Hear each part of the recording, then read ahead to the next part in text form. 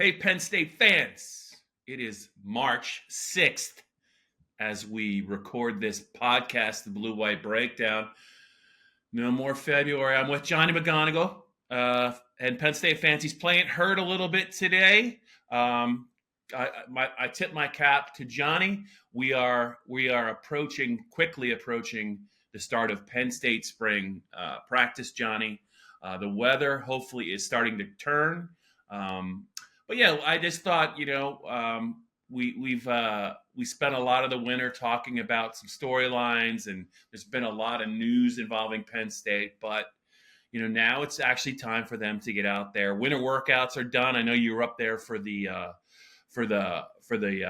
max out day, where I think Nick Singleton squatted 4,000 pounds, which is, to me, I thought no one would ever beat what Saquon Barkley could do in the room, but it sounds like Nick is right there with him, if not stronger. I know you had a chance, Johnny, to talk to Chuck Losey. Maybe before we just get into some spring items we want to talk about, for the fans who haven't checked out your stuff on PennLive about the Max Out session, it's usually very, very informative, Johnny, right? He gets asked about players who have really impressed him, and usually it's a good inside look into maybe some guys that maybe be sitting on a strong spring, because if you don't get it done in the winter, it's tough to have a great spring. So for the fans that maybe are still checking out your stuff on PennLive, what were some of your main takeaways from what Chuck Losey had to say just about the winter workout warriors and maybe who's made some strides? Yeah, Bob. You mentioned playing hurt. Listeners, I apologize for my voice if it's a little raspier than normal. Coming a little under the weather, but we persevere, we ride, Bob. And Right. I was able to get up to State College last week for that max out day availability to speak to Chuck Losey, Penn State strength and conditioning coach. And he started off before he even took questions by just rattling off a bunch of names, guys who have really impressed him throughout winter workouts that are now wrapped up as Penn State looks to spring ball that starts next Tuesday. And there's a handful of names, but just some that stood out to me. The one off the top was Julian Fleming, the transfer in from Ohio State, who we all know is a talented player and will be relied upon on the field from a production standpoint in this wide receiver room that we've talked about so much over the last year, really. But from a leadership standpoint, from a mentality standpoint, from a setting the tone standpoint, Chuck Losey, the strength staff, and the assistant coaches have been really impressed with what Julian has done since enrolling in early January, coming in with the right attitude and the leadership qualities that you want, not only in the wide receiver room specifically, but on an offense that now has a new coordinator, a quarterback who's going into his second year. These are things you like to hear this early, even before spring camp starts, if you're someone wondering how Julian Fleming is going to embed himself. And so that's a good sign. Some other names, some young guys who we've already heard about over the last year: Jamel Lyons, the defensive end, and Tony Rojas at linebacker, two guys who have made good impressions already, played a good bit as true freshmen in the 2023 season. Both of those guys are continuing their upward trajectory. Tony, I think, will play a huge role in 2024, especially with Abdul Carter moving to defensive end. Jamel Lyons looks to really assert himself in that rotation behind Abdul and behind Denai Dennis Sutton. And so I think he's on a good path to do that. We'll certainly have some competition with Zariah Fisher and me and Vanover, but Jamel Lyons has a really bright future, and he put that on display during winter workouts. Some other guys: Anthony Donko, Cooper Cousins, the 2024 early enrollee. Chuck Losey had a lot of really good things to say about Cooper, who was the first guy in the 2024 class, so he was a leader in that class, but. I think maybe being an offensive lineman, it can happen a bit, but I think people might overlook just how good of a player he is, just flat out. I mean, he was a 4-star turned. I think one outlet had him as a 5-star by the time he signed. And he has, when he enrolled, he came in already looking the part. And that's hard to do as a true freshman offensive lineman. But, Chuck believes that Cooper Cousins will be able to make a push for actual playing time. And whether that's a starting role, I don't know. But for him to even put himself in position to be in the two deep as a true freshman, I think it would be a huge boost to him and then that offensive lineman room as a whole. So Cooper Cousins, if we're looking ahead to guys who might be that spring camp standout among the 2024 enrollees, Cooper Cousins is one to watch, and Quentin Martin as well, the running back from Bell Vernon.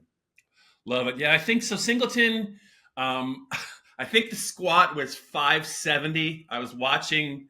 I was not up there. I was watching it just like in awe of him. It's always interesting to see who's gonna go crazy.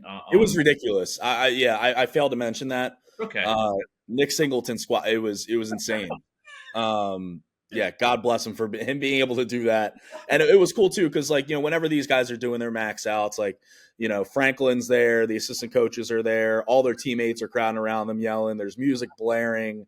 It's like something out of a movie. But Drew Aller was right there, right next to Nick Singleton, dapped him up after, congratulated him. So it was very the camaraderie, the vibes were high in the Lash building on Max Out Day. And arguably the vibes were, I think at its most high when Nick, got under the bar. Yeah. He's something, man. He is something. So Johnny, let's I'm gonna bring up a couple of in my head, a couple of players or positions that really intrigue me the most, and maybe I'm gonna, at the very end, maybe the one storyline that's got me, the most triggered as far as how it's going to play out, and maybe you can just kind of comment on my thoughts here on the blue-white breakdown. So when I look at some players this spring, and I think Penn State fans know. So it's Penn State's spring practice sessions are going to begin next week. Their pro day will be March 15th. I don't think that's open to the public. It is open to me and Johnny. We'll be up there. But, usually in spring, I think the Penn State fans know. So the veteran guys, the guys that are maybe established, that are in their fourth year or even in their third year at this point, Penn State, and the good ones, Penn State kind of knows what they have in them. And it's not necessarily that big of a deal for them because they're trying to get them healthy going into August camp. And I'm not going to say they're on a pitch count, but it's the guys that have kind of something to prove, and it's the guys that are younger that I think really are the ones that the Penn State coaching staff really need to kind of get up to speed so they can figure out, where they sit with these guys, I think, going into August. So with that in mind, a couple of the guys that I'm most interested in, to me, just because of either position or, returnees or, is it a strength or a weakness? So one of the guys that jumps out to me is a guy from the transfer portal, and it's the corner from Georgia, AJ Harris. Second-year player, 1 year at Georgia, 5-star kid. Penn State was interested in him. Penn State lost its top 3 corners, and they like their young players coming back. They like Cam Miller, and the room is certainly the way that they recruit, the way that Terry Smith coaches, always going to be a talented room. They always kind of have their eye on the future. That's why they play their players young. But he is a player, Johnny, to me, that if they can kind of get him a long, talented corner situated and, on the same page with what they're trying to do with the rest of the corners, he is a guy that I think if he puts it all together, has a strong spring, continues it in August, I think Penn State fans are going to see a lot of him. And the reason I bring him up is I'm just curious because last year everyone was excited about Storm Duck. He barely made it through April. He was on his merry way. I don't know if NIL was a factor or the competition was a factor. But Harris is a guy to me that I think if Penn State can get him comfortable, and just watching him, the pictures of him working out, he sure looks like a guy that knows what he's doing. He's got all the attributes. I think he's a very interesting player to me this spring and hopefully moving forward into August. Yeah, I agree wholeheartedly, Bob. Both AJ Harris and Jalen Kimber, the transfer in from Florida, who actually started his career at Georgia. So 2 former Bulldogs, one taking an extra stop in the SEC Yeah. before coming to Penn State. Both of those guys, come in with an eye on early playing time. And, if you're Cam Miller, if you're Zion Tracy, if you're Yeah. Elliot Washington, Aldavian Collins, like you see those two guys come in and you think, okay, like time to step up my game. And so Yeah. I'm really interested to see how that corner room shakes out. And like we've mentioned before, Bob, jobs are won, I feel like in August training camp, but Yeah. first impressions and like you can really put yourself off on a good foot forward in spring camp. And as you go throughout, May, June, those individual workouts on campus, and when you're working by yourself and building towards August training camp. And so, if AJ Harris and Jalen Kimber, if they're not having great springs, like I don't think it's something to be worried about. If they're having phenomenal springs, I think it's only a positive. But also, you just have to keep in the back of your mind that Cam Miller might turn it on in August, and Zion, like these guys. So it's a crowded room. It's a good room. It's a young room.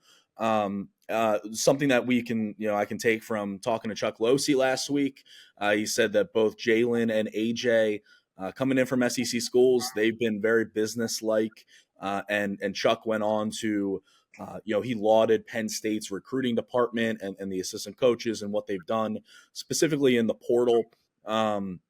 And just identifying not only top players, but guys with the right attitude and with the right mindset to come into Penn State, make an immediate impact. And that's what I'm expecting from AJ Harris. And that's what I'm expecting from Jalen Kimber, who started, I believe, 11 games for Florida last year. These guys are uber talented, especially Harris, a 5-star guy in the 2023 class. And so, very intrigued to see how that corner room shakes out when you've got two new guys, two high caliber guys coming in. And if you're Cam Miller and you're basically behind, Kalen King and Johnny Dixon, and to an extent, Daquan Hardy last year, you're thinking, all right, this is my time. 2024 is my time. And so Cam and Zion and those guys will definitely have some competition to overcome this spring camp.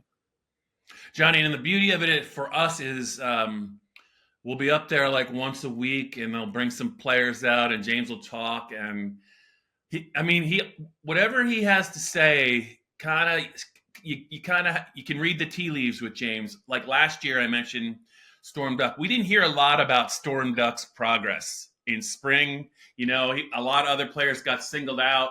He got mentioned on if he was asked specifically about him, but we didn't hear a lot about him. And then you kind of put 2 and 2 together, and he kind of jetted out of there. I'll be curious to see how much when James or some of the players, or maybe Terry Smith, is asked in general about the room, how much the transfer portal guys come up. Because I think if they don't come up, I don't know. I just remember last year we didn't hear a lot about Storm Duck, and then the next thing you know, he was headed he was headed to the ACC. But Johnny, another guy that I think is a guy that I'm really interested in this spring. It's a third-year player.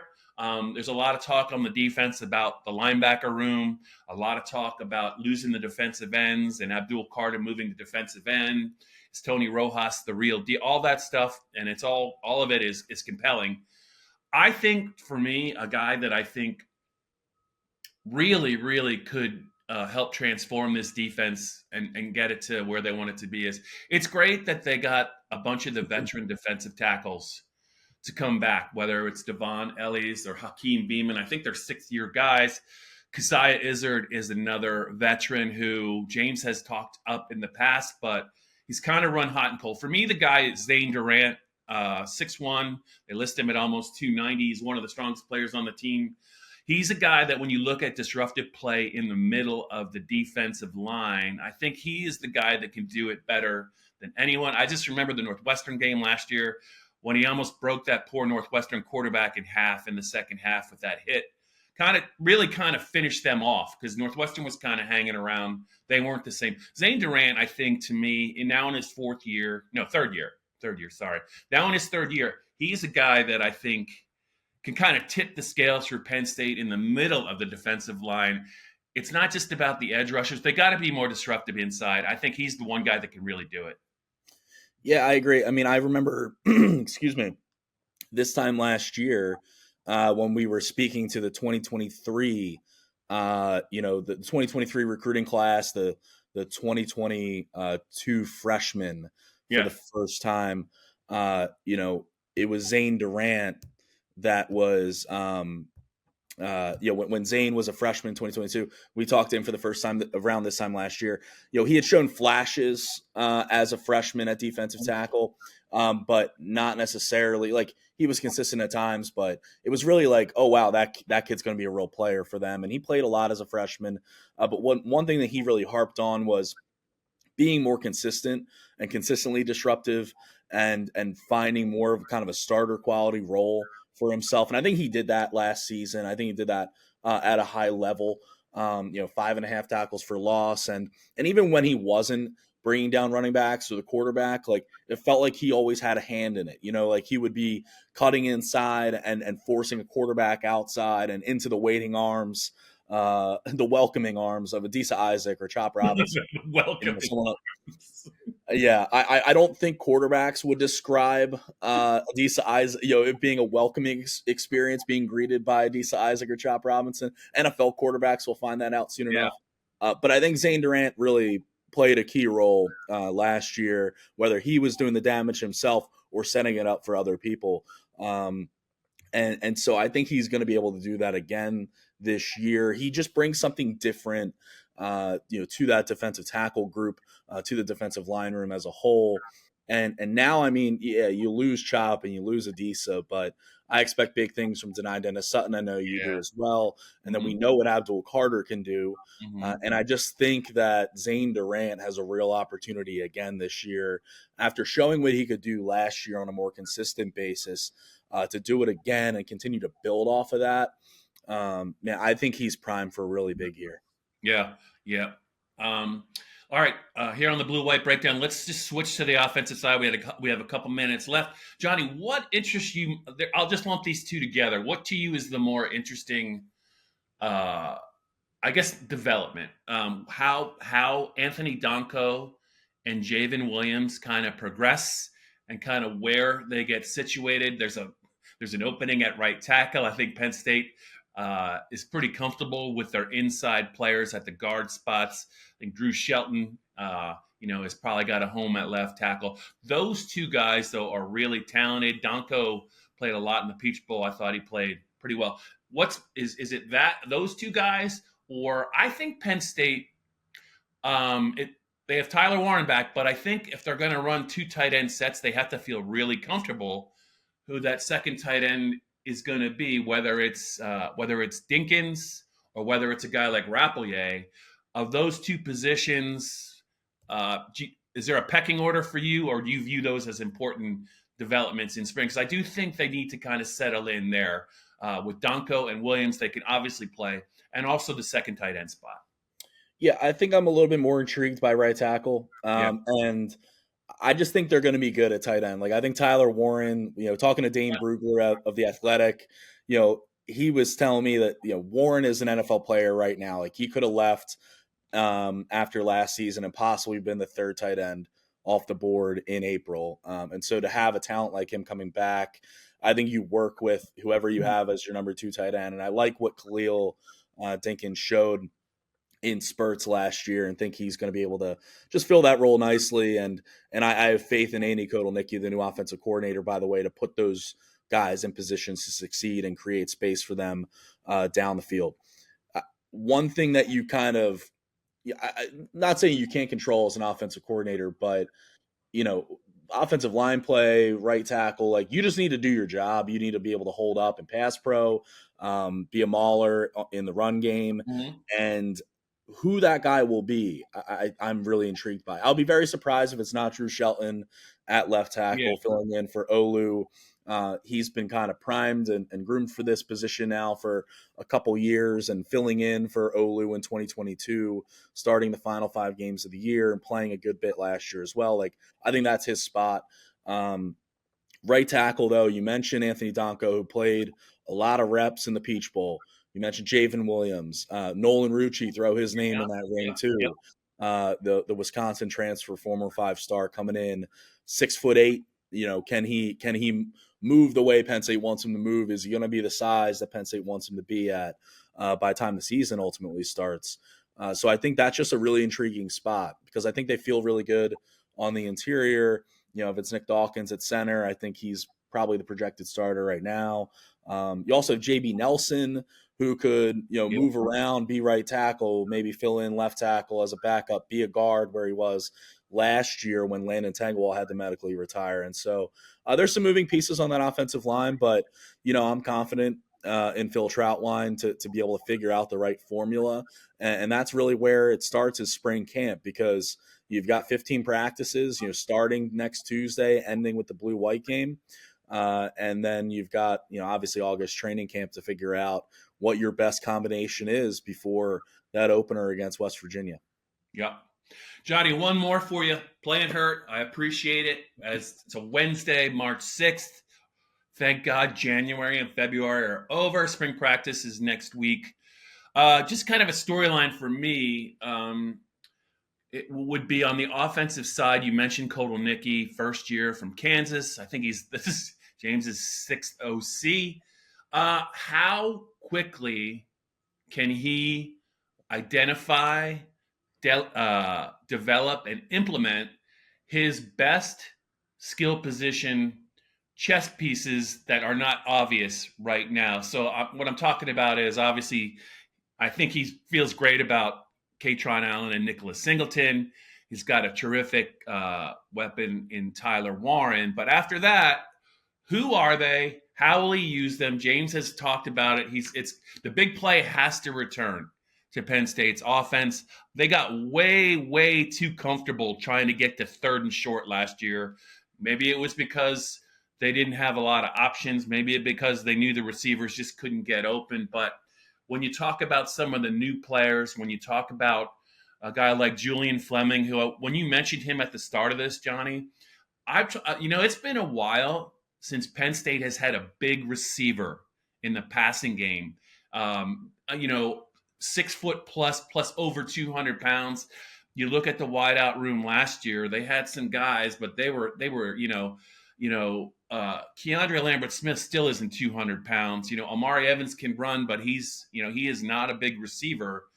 They just really haven't had a big body outside that can run. I'm wondering if he is the guy. I think they hope he is the guy, but I'm curious what you think about how quickly Andy can kind of get a good read on, I have Singleton, I have Kaytron, I have Tyler Warren. Who are going to be my other guys so I can kind of design this offense and get Penn State back to a big play offense, whether it's in the passing game or in the running game?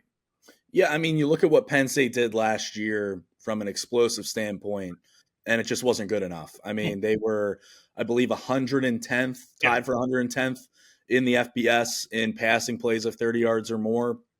They weren't that great in the running game either. You look at Nick Singleton.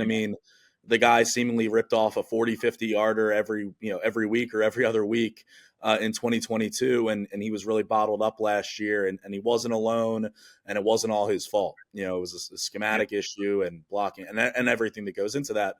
And you look at what Andy Kotelnicki did in 2 years at Kansas, the last 2 years at Kansas, among the best in the country in yards per play. That's both rushing and passing. So he is a creative guy. He knows how to get his best players the ball, not only the ball, but more importantly, the ball with space in front of them and room to operate. And that's going to be a boon for Nick Singleton and Kaytron Allen and Tyler Warren. But it's also going to come down to, who's going to be the guy that's, creating plays downfield in the wide receiver room. Is it going to be Julian Fleming, Amari Evans, Caden Saunders, Keandre Lambert-Smith, Harrison Wallace? So there are players there. It's just a matter of getting the best out of those guys. And I think, I just remember when Mike Yurcich was fired after the Michigan game, and the co-offensive coordinators came in, and Ty Howell and Jaywan Sider stepping up into those roles. And, what James Franklin said at the time and what those two guys said at the time, it was a lot of emphasis on like, hey, we're going to get our best guys, the ball in a position to succeed. And so it felt like there was just a disconnect there in the coaching room on like how to best do that when Mike Yurcich was the offensive coordinator. And I think that is, priority number one for Andy Kotelnicki is just schematically doing the right things, but also just identifying who those guys are. And so I'm sure he's already done a lot of work. I mean, he's been with the team now. He was hired in December.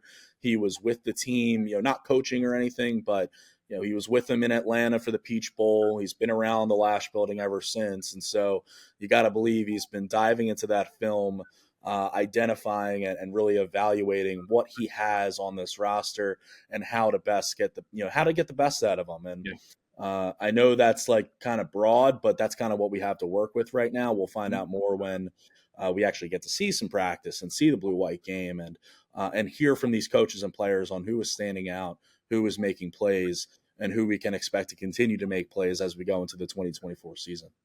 Yeah, and I just wanted to mention one more thing with Kotelnicki's offense. I think it's illegal on the blue-white breakdown to not mention Bo Prabula when we talk about spring practice in August and weapons and space and gadgets. And, he is, to be fair, he is a dangerous player. He is a big athlete who can run. I mean, he's a quarterback for sure.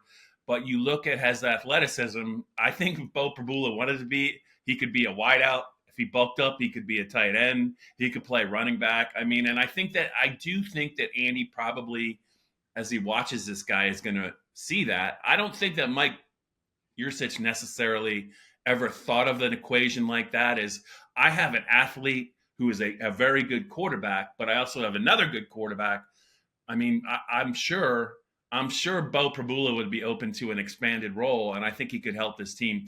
Every time he got the ball in space, he did damage. I know it was late in games, but he also made some plays in the bowl game. He also made some plays down during the last two games after Yurcich got fired, and I'm sure Andy's taken notice. I think it's also kind of going to be an interesting spring for him. Johnny, I know you've been playing hurt. Anything else before we let you go, or should I just plan on seeing you next? I think it's next Tuesday. Around lunchtime. Hopefully you're going to be ready, rocking to go. Anything else for you? No, just looking forward to getting over whatever the hell this is, and being raring to go for next week, because it's going to be a good one with spring practice next Tuesday, all the media availability that goes along with that, and then pro day on Friday, as we know, was always a busy day, always very with between interviews and everything like that. So very much looking forward to it, Bob. Looking forward to spring camp. Finally, right? You mentioned we're through January, we're through February, and hopefully it got nice out for like a few days, at least in the Philly area, and then now it's like back to being dreary and rainy and crappy. Yeah. So it'd be nice if we could just like get rid of that altogether, and just have it be nice out. That'd be lovely. All right, Johnny McGonigal, you hydrate this weekend. I'm going to hydrate as well. It's going to be a different probably hydration for me than you if it does get nicer, but I hope you feel better. Penn State fans, we're going to have a ton of stuff to talk about next week. So good checking in with you now, but it gets real interesting next week for us.